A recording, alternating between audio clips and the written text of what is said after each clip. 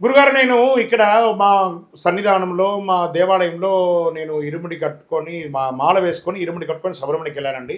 నేను శబరిమలకి వెళ్ళి దారిలో వస్తుండగా ఎక్కడన్నా మాల ఇప్పేయచ్చా? అంటే తప్పు గదా! ఆ వనరక్షక దేవత మీ ఇంటి ముందర మీరు కొబ్బరికాయ కొట్టేస్తారు. స్వామి నేను వెళ్ళి వచ్చేంత వరకు చూసుకోండి అని చెప్పేసి. మీరేమో అయ్యప్పగా వెళ్లారు. వచ్చేటప్పుడు బోడిగుండుగా వచ్చేస్తారు. నేను తిరుపతికెళ్ళాను బోడిగుండు కొట్టుకున్నానండి. ఇంకో చోటికెళ్ళాను బోడిగుండు కొట్టుకొని వచ్చానంటే కాదు.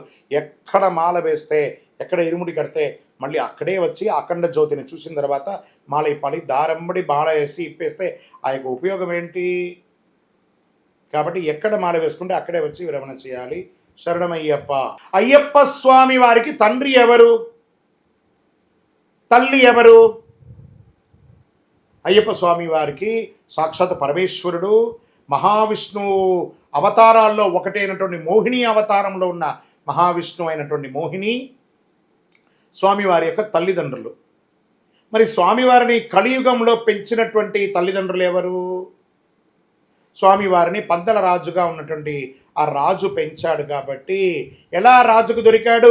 గోరాడవిలో బాలునిగా సర్పము నీడలో తవలింప వేటకు వచ్చిన బాలునకు రాజునకు పసి బాలునిగా కనిపింప. ఆ రాజు పందల రాజు వేటకు వెళ్తుండగా పంపా నదీ తీరంలో స్వామివారు ఆ యొక్క సర్పం నీడలో ఉన్నారు. తీసుకువెళ్ళి ఆ భార్యకు ఇచ్చాడు. వాళ్ళకి పిల్లలు లేరు, పెంచుకుందాము శివ ప్రసాదమని. అతని పేరు రాజరాజవర్మ. స్వామివారి యొక్క తండ్రి పేరు రాజశేఖర పాండ్యుడు రాజరాజవర్మ. ఆ అమ్మవారి పేరు, పెంచిన అమ్మ పేరు ఆర్యాంబాళ్. తల్లిదండ్రుల యొక్క పేరు, పెంచిన తల్లిదండ్రులు వీరు, జన్మ ఇచ్చినటువంటి తల్లిదండ్రులు వారు. శరణమయ్యప్ప.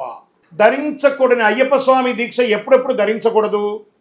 ఎప్పుడప్పుడు దీనికి ఏమైనా నియమ నిబంధనలు ఉందా అని అంటే, తల్లిదండ్రులు మరణిస్తే 1 year వరకు ధరించకూడదండి. భార్య చనిపోతే కూడా 1 year వరకు ధరించకూడదు. కూడా పుట్టిన వాళ్ళు, దాయాదులు వాళ్ళందరూ కూడాను పుడితే చనిపోతేనే వాళ్ళకి 48 రోజులు ధరించకూడదు. ఇంట్లో ఏమైనా పురుడు వస్తే 11 రోజుల వరకు ధరించకూడదు. ఇవన్నీ కూడా ఉన్నాయి. ఆఖరికి ఫ్రెండ్ చనిపోయిన మాల ఇప్పి వాడి యొక్క దుఃఖ కార్యక్రమంలో పాల్గొని తర్వాత వచ్చి మళ్ళీ కంటిన్యూగా మొదటి రోజు నుంచి మళ్ళీ దీక్ష తీసుకోవాలి. చనిపోయిన వాడిని ఇప్పుడు చూడకపోతే ఎప్పుడు చూడలేం కాబట్టి దీక్ష విరమించడంలో తప్పులేదు. దీక్ష వేసుకోకూడదు కూడా ఇలాంటి సమయాల్లో. శరణమయ్యప్ప. మాలాధారణ చేసినప్పుడు పడి పూజలు చేయాలా గురువుగారు? తప్పకుండా చెయ్యాలా. మాకంత స్తోమత ఉంటుంది ఉండదు. మరి దీనికి ఏమైనా నియమ నిబంధనలు ఏమైనా ఉన్నాయంటే, మాలాధారణ చేసేటప్పుడు మనం ఇంట్లో 10 మందిని పిలిచి భోజనం పెట్టినా కూడా అది పడిపూజ కింద లెక్క అండి. పడిపూజ అంటే ఏదో హంగామా ఆర్భాటంగా చేసుకునేది కాదు. అవకాశం ఉన్నవాళ్ళు 10 మంది చూడాలి, 10 మంది ఆనందం పొందాలని ఆర్భాటంగా చేయడంలో తప్పులేదు. మనమందరం వెళ్ళి ఆ అద్భుతాన్ని చూడొచ్చు. అవకాశం ఉన్న వాళ్ళు పడిపూజ చేయండి, లేదా ఒక 11 మందికైనా పిలిచి ఇంట్లో భోజనం, లేదా ఆఖరికి ఒకే ఒక కన్యస్వామికైనా పిలిచి భోజనం పెట్టండి. స్వామియే శరణమయ్యప్ప అని చెప్పండి. అయ్యప్ప ఆనందపడతాడు. శరణమయ్యప్ప.